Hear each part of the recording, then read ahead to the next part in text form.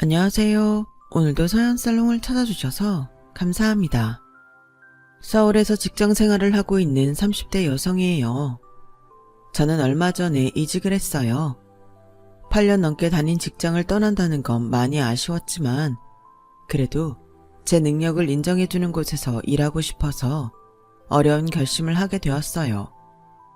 그런데 그 과정에서 생각지도 못한 사람한테 황당한 일을 당했지 뭐예요.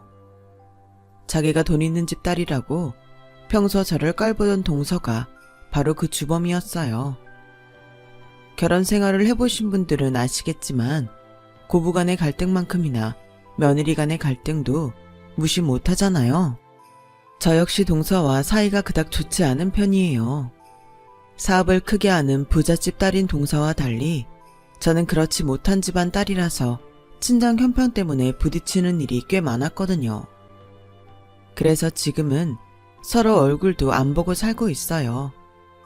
남편과 시동생은 간간히 연락을 하는 것 같지만 전처럼 얼굴을 보는 일은 없게 되었죠.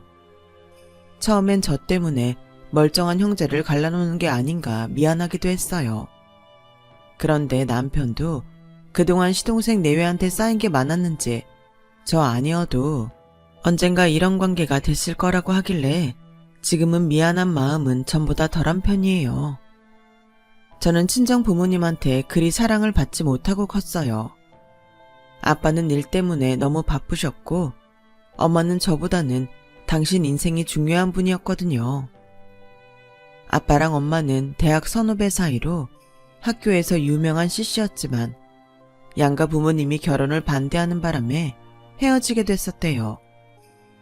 뒤늦게 엄마가 저를 임신한 사실을 알게 돼서 우여곡절 끝에 결혼을 하게 되었지만 결혼 문제로 양가 부모님들께 받은 상처가 너무 커서인지 정작 결혼 후에는 툭하면 부부싸움을 하셨어요. 야, 니네 아빠가 나 무시하니까 니 눈에도 내가 하찮게 보이냐? 하긴 그 피가 어디 가겠냐? 내가 뭐가 그렇게 부족해서 너랑 니네 부모한테 고개를 숙여야 되냐고. 막말로 니네 집이 뭐라도 되는 집이냐? 꿀 같잖아서 정말. 당신 말 다 했어? 그럼 당신도 당신 엄마 닮아서 나한테 이러는 거겠네? 툭하면 나를 자기 집 식모처럼 부리고 말끝마다 친정에서 보고 배운 게 없다느니 사람을 아주 못 잡아먹어서 난리잖아. 내가 괜히 그래. 너 하는 꼴이 그렇잖아. 아, 됐어. 당신이랑 뭔 말을 하겠어. 나 말싸움하기 싫으니까 건들지 좀 마. 늘 이런 식이었어요. 엄마는 아빠랑 싸우면 며칠씩 집에 들어오지 않았어요. 아빠는 아빠대로 밤 늦게까지 술을 드시곤 새벽녘에나 들어오셨고요. 그 바람에 한창 부모 손길이 필요한 나이에 저는 늘 혼자 지내야 했어요. 초등학생 때부터 직접 라면을 끓여 먹고 편의점 삼각김밥으로 끼니를 대신하곤 했죠. 심지어 부모님은 제가 몇 학년인지도 정확히 모르셨어요. 제가 초등학교 6학년에 올라가던 봄이었어요. 엄마가 뜬금없이 책가방을 사오셨더라고요. 책가방을 바꾼 지 1년도 안 됐는데 말이에요. 엄마, 갑자기 책가방은 왜 사왔어? 얘는? 너 중학교 들어가는데 가방은 바꿔야 할 거 아니야. 입학식이 언제니? 그날은 엄마가 잊지 않고 가줄게. 엄마는 제가 중학생이 되는 줄 알았던 모양이었어요. 얼마나 자식한테 관심이 없으면 자기 딸 학년도 몰랐을까요? 그나마 엄마는 나은 편이었어요. 아빠는 제가 중학교에 들어가든 말든 관심도 없었으니까요. 이렇게 부모의 관심도 못 받고 자란 저는 부족한 애정을 친구들한테서 찾게 되었고 중학생이 된 후부터는 부모님의 애정을 갈구하지 않게 되었어요.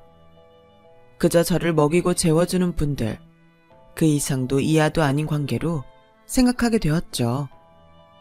눈만 마주치면 싸우던 부모님은 신기하게도 이혼만큼은 하지 않으셨어요. 차라리 서로에게 맞는 짝을 만나 새 인생을 시작하시면 좋았을 텐데 말이에요. 그랬다면 제가 그렇게 부모한테 방치된 채 자라지 않아도 됐을 거고요. 그런데 나중에 알고 보니 두 분이 이혼을 하지 않은 이유가 바로 저 때문이었더라고요. 수정이 너도 알겠지만 난 네 아빠한테 애정 없다.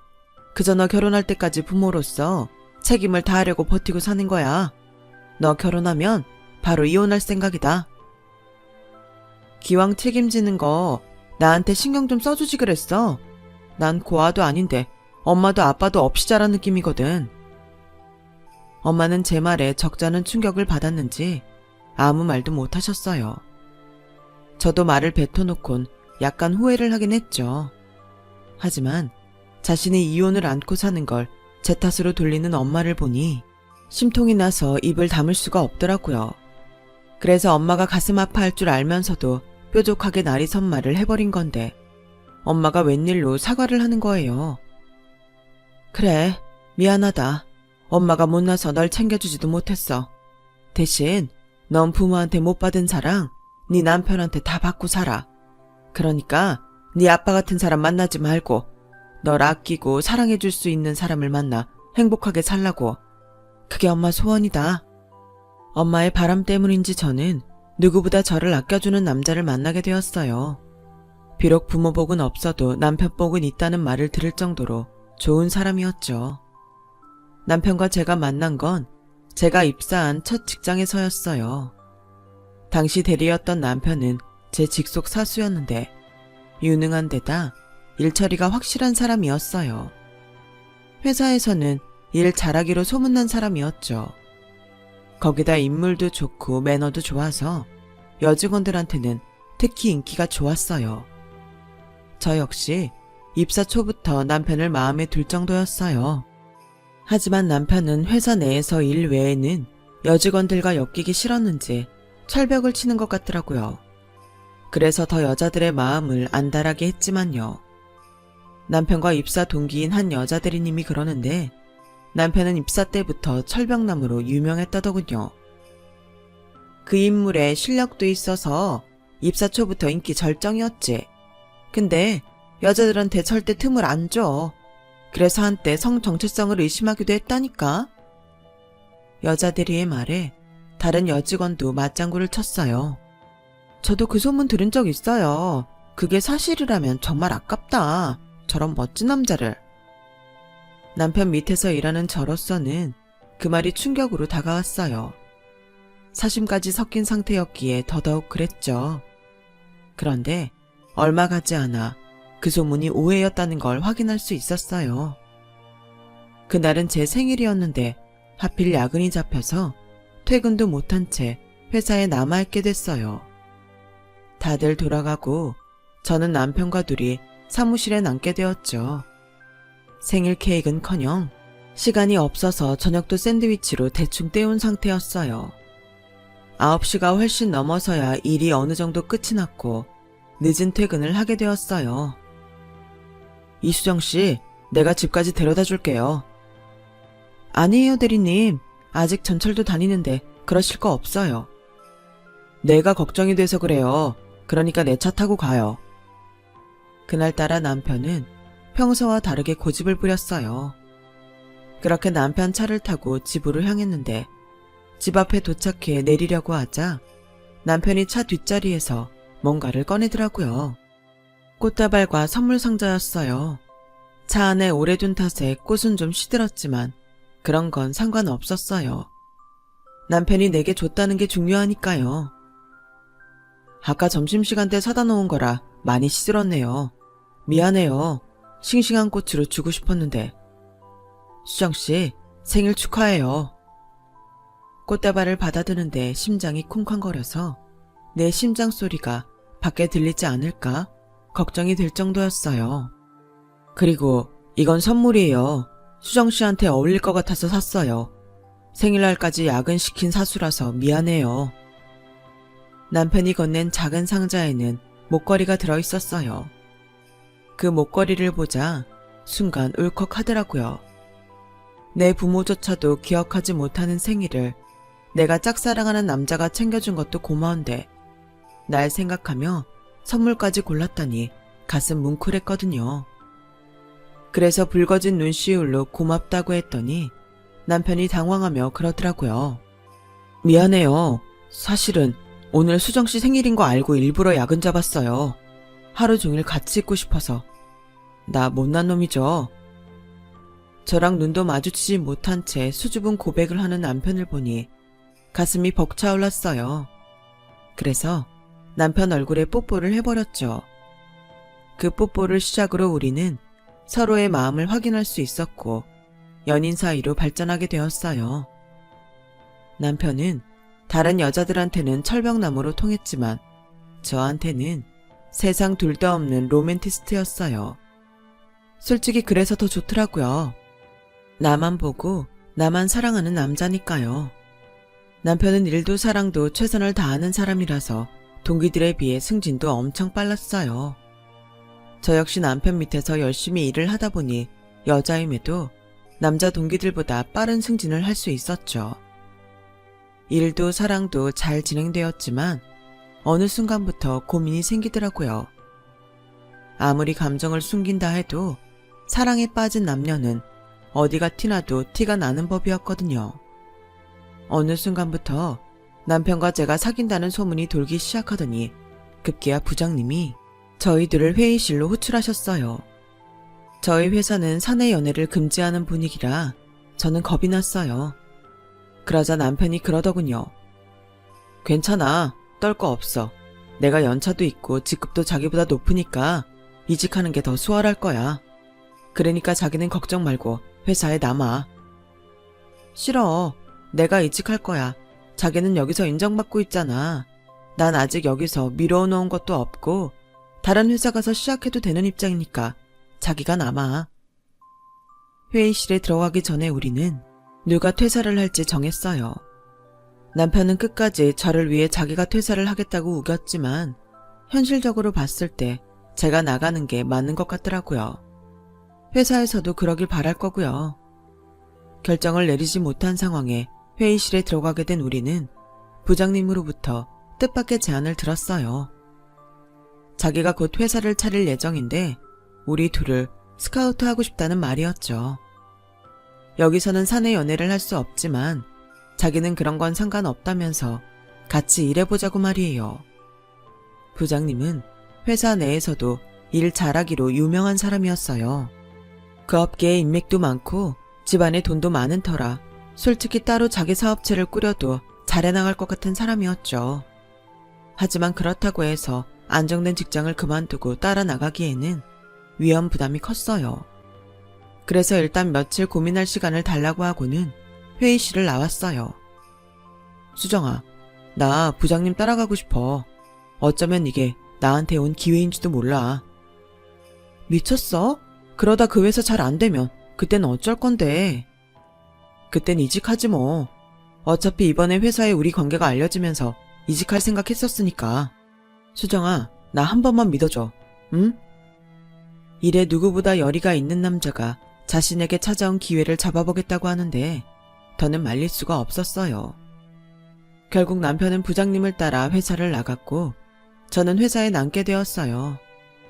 남편이 부장님이 만든 회사로 나가기 시작하면서 우리는 제대로 데이트도 할 수 없었어요.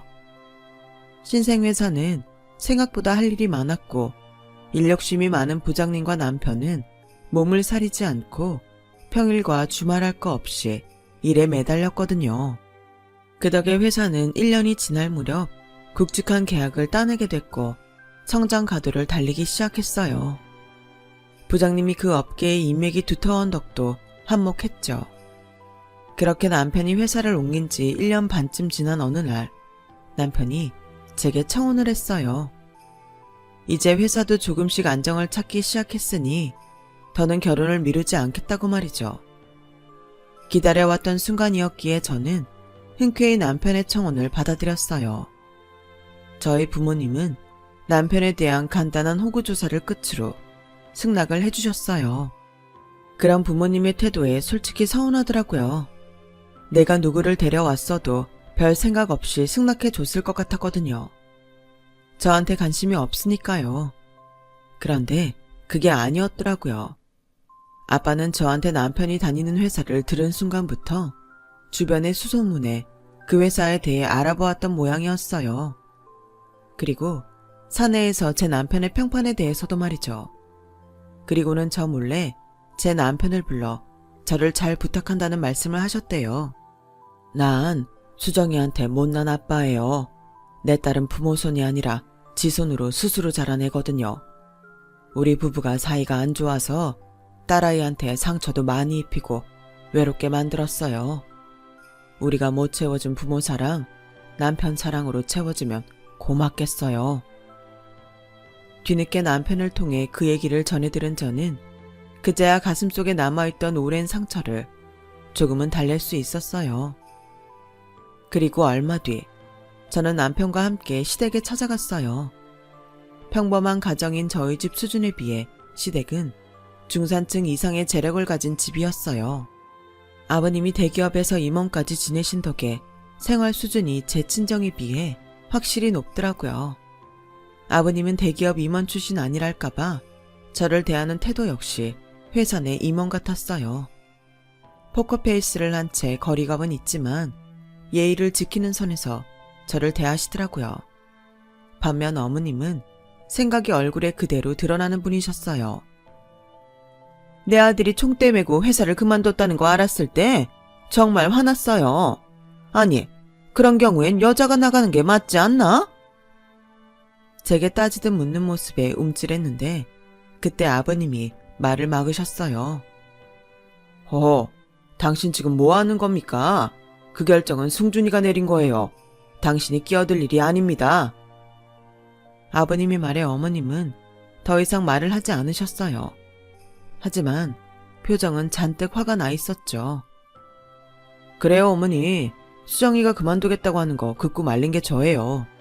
그리고 결과적으로 회사 나오고 더 잘 됐잖아요. 사실 남편 말이 틀린 게 아니었기 때문에 어머님도 딱히 결혼을 반대하지는 않으셨어요. 그해 가을, 저희는 결혼식을 올리게 되었어요. 사실 결혼 후에도 크게 달라질 건 없었어요. 수년간 사귀는 내내 남편이 거의 제 집에 와서 살다시피 했었으니까요.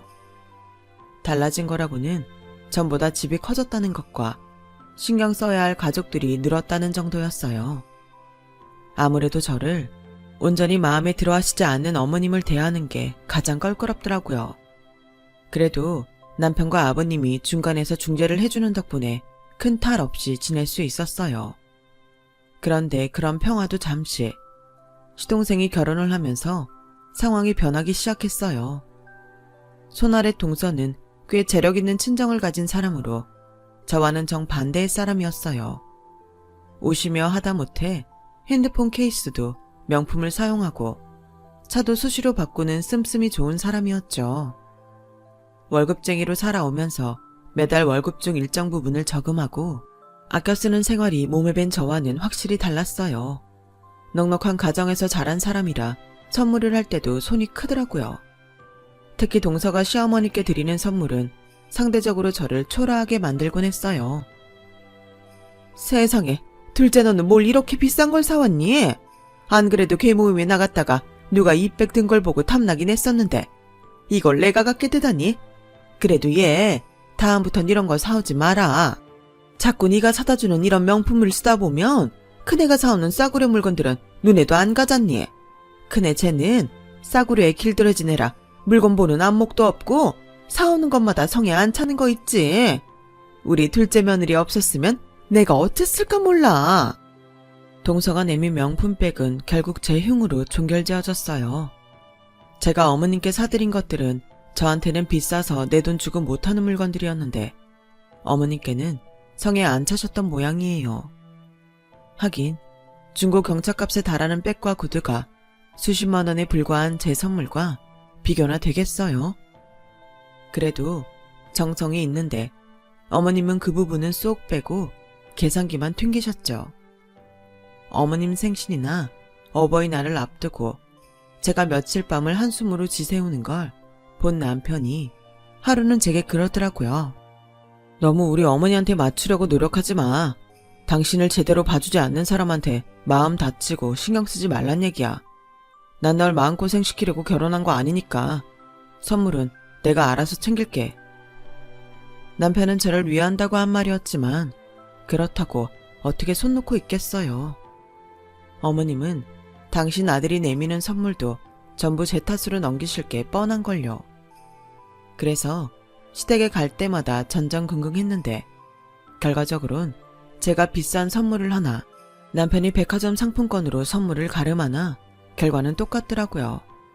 그걸 보니 어차피 제 탓만 하실 거 남편 말대로 신경 끊고 마음이라도 좀 편하자 싶더라고요. 그렇게 시어머니한테 잘 보이겠다는 마음을 버리고 보니 전처럼 시어머니가 어렵게만 느껴지지 않았어요. 동서의 재력도 더는 두렵지 않았고요. 시댁과의 관계가 안정을 찾아가던 무렵 저는 꽤 이름 있는 회사에서 스카우트 제의를 받게 되었어요. 연봉도 높고 복지 좋기로 소문난 곳이라 입사하는 게 하늘에서 별 따기만큼 힘든 곳인데 저한테 이런 기회가 올 줄은 몰랐어요. 그래서 남편과 상의 끝에 이직을 하기로 결정했죠. 남편은 바로 일을 시작하지 말고 퇴사하고 한 달 정도 쉬다가 일을 하는 게 어떻겠냐고 했어요. 그러고 보니 대학을 졸업한 순간부터 지금까지 직장 일을 쉬어본 적이 없더라고요. 그래서 남편 말대로 이직할 회사에 한 달 정도의 여유 기간을 달라고 부탁하고 다니던 회사를 그만뒀어요. 모처럼 평일에 늦잠도 자고 종로에 있는 서점에 나가 책도 고르고 한가한 오후의 여유도 즐길 수 있었어요. 혼자 카페에 앉아 차를 마시며 책을 읽고 있는데 하필 그 모습을 개모임에 나왔던 어머님께 들킨 거예요. 너 지금 여기서 뭐 하는 거니? 오늘 회사 안 나갔어? 어머님, 사실은 제가 얼마 전에 퇴사를 했어요. 그래서 모처럼 쉬고 있어요. 그랬더니 어머님이 눈을 부릅뜨시곤 그러시는 거예요. 뭐? 너 회사 잘린 거냐? 그럼 앞으로 내 아들이 벌어다 주는 돈 펑펑 쓰며 살겠다는 거야? 얘 정말 못 쓰겠네? 네 눈엔 내 아들이 돈 벌어다 주는 기계로 보이니? 넌 이러고 우아하게 차나 마시면서 금쪽 같은 내 새끼 등골 빼먹고 살 생각이냐고? 어머니, 그런 게 아니고요. 저 곧 회사 다시 들어가요. 그때까지 잠깐 쉬는 거예요. 하지만 어머님은 제 말을 귓등으로도 듣지 않으시곤 화를 내며 가버리셨어요. 그날 시어머니가 집에 돌아가 무슨 말을 하셨는지 다음날 동서한테 전화가 왔더라고요. 어머 형님, 회사 잘렸다면서요? 그러게 열심히 좀 하지 그랬어요. 그렇다고 이럴 때 도와줄 재력이 있는 친정이 있는 것도 아닌데 무슨 똥배짱으로 일을 이 직원까지 만들어요. 솔직히 그간 말은 안 했는데 형님이 뭐 볼 거 있나요? 꼴랑 직장 생활하며 돈 번다는 거 하나밖에 내세울 게 더 있었냐고요. 그런데 그마저도 없으니 형님 이제 큰일 났다.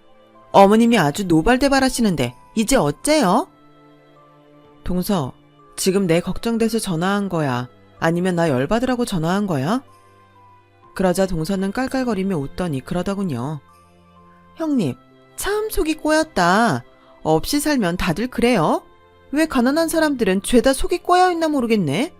자기 걱정돼서 전화한 사람한테 이런 소리나 하고. 그래서 말인데요.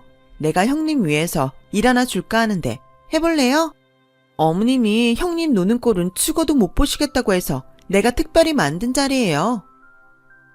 솔직히 그 말에 기대도 안 했지만 그래, 어디 한번 짓거려봐라 하는 심정으로 가만히 듣고 있었어요.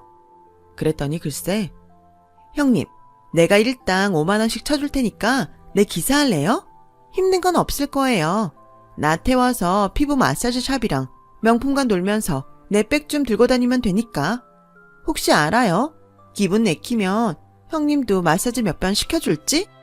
나 따라다니면 맛있는 것도 먹을 수 있고 콩고물도 꽤 떨어질 텐데 어때요? 할래요? 뭐? 동서 지금 말 다 했어? 그러니까 나보고 동서 종면 노릇하란 거야?